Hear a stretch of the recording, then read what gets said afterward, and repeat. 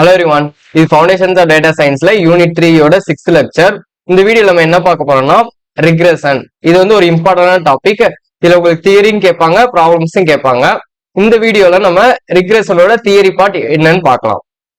So regression என்னன்னு பார்ப்போம்.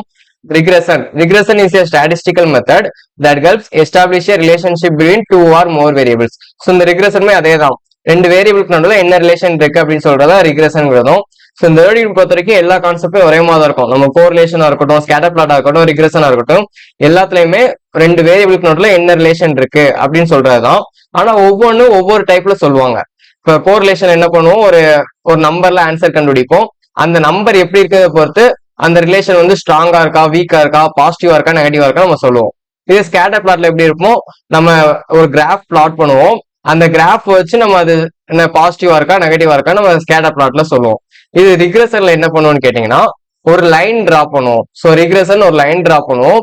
அந்த லைனை வச்சு அது பாசிட்டிவா இருக்கா, நெகட்டிவா இருக்கான்னு நம்ம கண்டுபிடிக்கலாம். அதே மாதிரி இந்த ரிக்ரெஷன்ல இன்னொரு யூஸ் இருக்கு. இதுதான் இந்த ரிக்ரெஷனோட இம்பார்ட்டன்டானது. என்ன யூஸ்ன்னு கேட்டீங்கன்னா, நமக்கு ப்ரெடிக்ட் பண்ண முடியும். அதாவது இப்போ எக்ஸாம்பிளுக்கு நான் எக்ஸ் ஒய்ன்னு கொடுத்துட்டாங்கன்னு வச்சுக்கோங்க. இப்போ எக்ஸ் வந்து 1 2 3 கொடுத்துருக்காங்க, ஒய் வந்து ஒரு 8 6 12 இப்படி கொடுத்துருக்காங்க. ஸோ கொடுத்துட்டு எனக்கு என்ன கேட்பாங்க, எக்ஸ் வந்து ஒரு 6 இருக்கப்போ ஒய்யோட வேல்யூ என்னது, இது மாதிரி கேட்டுருவாங்க. இப்படி கேட்டாங்கன்னா நம்ம ப்ரெடிக்ட் பண்ண முடியும். எக்ஸ் 6 இருக்கப்போ ஒய் இதான் இருக்கும் அப்படின்னு நம்ம ப்ரெடிக்ட் பண்றோம். அதுக்குமே நம்ம ரிக்ரெஷன் தான் யூஸ் பண்றோம். ஸோ இதான் ரிக்ரெஷனோட முக்கியமான கான்செப்ட். நம்ம வந்து டேட்டாவை ப்ரெடிக்ட் பண்றதுக்காக ரிக்ரெஷன் யூஸ் பண்றோம். ஓகேவா? ஸோ இதான் ரிக்ரெஷனோட கான்செப்ட். பாருங்க ரெண்டாவது லைன்ல, it is used to predict the value of a continuous variable y based on the predictor variable x. So நம்ம எக்ஸை பொறுத்து ஒய் என்னவா இருக்கும் அப்படின்னு நம்ம ப்ரெடிக்ட் பண்ண போறோம். For example, predicting a student's exam score based on the number of hours studied. So நமக்கு ஒரு ஸ்டூடெண்ட் வந்து எவ்வளவு மணி நேரம் படிச்சிருக்காங்கன்னு கொடுத்துருவாங்க. அதை வச்சு அந்த ஸ்டூடெண்டோட எக்ஸாம் ஸ்கோரை நம்ம ப்ரெடிக்ட் பண்ணலாம் அப்படின்னு சொல்றாங்க. இதுக்கு தான் ரிக்ரெஷன் யூஸ் பண்றாங்க.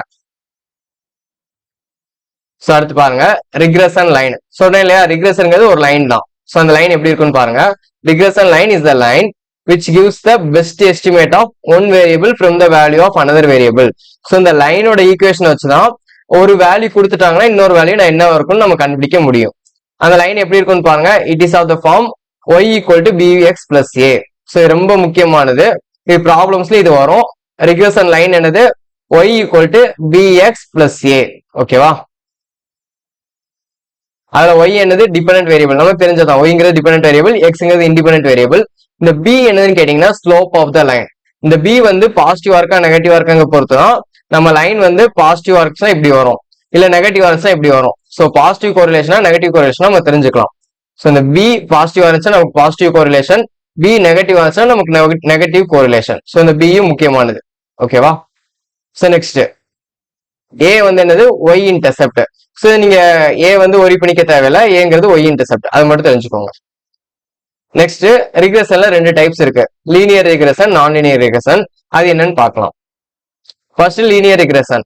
The relationship between X and Y can be approximated with A straight line.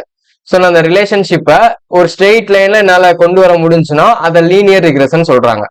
The linear regression equation is of the form y equal to BX plus A. So நம்ம பார்த்ததான், ஒரு லைனா இருந்துச்சுன்னா இந்த ஈக்குவேஷன்ல தான் இருக்கும். அதே எக்ஸாம்பிள் தான், predicating a student's exam score based on the number of hours studied. So நம்ம பார்த்த எக்ஸாம்பிள் தான். நம்ம ஸ்டூடெண்ட் வந்து எவ்வளோக்கு எவ்வளோ அதிக நேரம் படிக்காங்களோ அவ்வளோக்கு எவ்வளோ அதிகமாக ஸ்கோர் பண்ணிட்டே வருவாங்க. அதனால இது வந்து லீனியர் ரிக்ரெஷன் சொல்றாங்க. ஸோ இதை டயக்ராம் பாருங்க, உங்களுக்கு ரிக்ரெஷனுங்கிற கான்செப்ட் நல்லா புரிஞ்சிடும். இப்போ இந்த சர்க்கிள் கொடுத்துருக்காங்க, இது எல்லாமே நம்மளோட டேட்டா பாயிண்ட்ஸ். ஸோ நம்ம டேட்டா பாயிண்ட்ஸ் எல்லாத்தையுமே இப்படி பிளாட் பண்ணி வச்சிருவாங்க. நம்ம ரிக்ரெஷன் லைன் என்னன்னு கேட்டீங்கன்னா, இந்த டேட்டா பாயிண்ட்ஸ் எல்லாத்துக்கும் கம்மியான தூரமா இருக்க மாதிரி ஒரு லைன் வரைய போறோம். ஸோ மேக்சிமம் அந்த பாயிண்ட்ஸ்லேயே வரைஞ்சிட்டோம்னா ரொம்ப ஈஸியா இருக்கும். அதான் பெர்ஃபெக்ட் லைன் சொல்லுவாங்க. ஆனால் நம்ம எல்லா பாயிண்ட்லயுமே சேமா வரைய முடியாது. ஸோ இப்போ எக்ஸாம்பிளுக்கு நான் இங்கேருந்து இப்படி போனேன்னா ஸ்ட்ரெயிட் லைன்ல போக முடியாது. ஸ்ட்ரெயிட் லைன்ல போனா மற்ற பாயிண்ட்ஸ் எல்லாமே வராது. ஸோ அதுக்கு என்ன பண்றாங்க, எல்லா பாயிண்ட்ஸ்க்கும் கிட்டத்தட்ட பக்கத்துல இருக்க மாதிரி நான் ஒரு லைன் வரைய போறேன். இதுக்கு பேரு பெஸ்ட் ஃபிட் லைன் சொல்லுவாங்க. ஸோ எல்லா பாயிண்ட்ஸ்க்கும் கிட்டத்தட்ட பக்கத்துல இருக்கணும். இதுதான் பெஸ்ட் ஃபிட் லைன், இதான் ரிக்ரெஷன் லைன். இதை வச்சுதான் நான் டேட்டா ப்ரெடிக்ட் பண்ண போறேன். ஸோ இப்போ எனக்கு எக்ஸ்ல இங்க இருந்துச்சுன்னா எனக்கு ஒய் வந்து இங்க வர்றதுக்கு வாய்ப்பு இருக்கு அப்படின்னு நான் ஒரு டேட்டா ப்ரெடிக்ட் பண்ண போறேன். இதுக்கு தான் ரிக்ரெஷன் லைன் யூஸ் பண்றாங்க. இதுல என்னன்னு கேட்டீங்கன்னா, எதுக்கு இதை எரர்னு கொடுத்துருக்காங்கன்னா, நம்ம என்ன சொன்னோம், எல்லா பாயிண்ட்ஸ்க்கு மேல லைன் அப்படியே இருந்துச்சுன்னா பெர்ஃபெக்ட் லைன் சொன்னோமா.